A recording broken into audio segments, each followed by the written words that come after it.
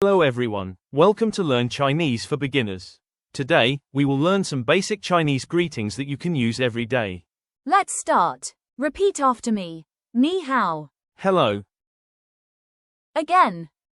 Ni hao.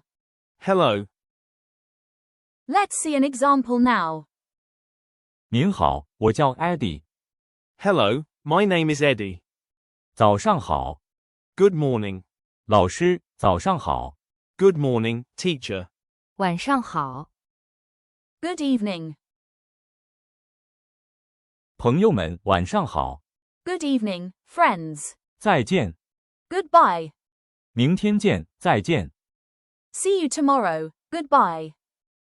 Let's practice together. 你好，你好，再见。再见。 Thank you for watching. If you enjoyed this lesson, please like this video, subscribe to the channel, and turn on notifications so you don't miss our next lessons. Goodbye.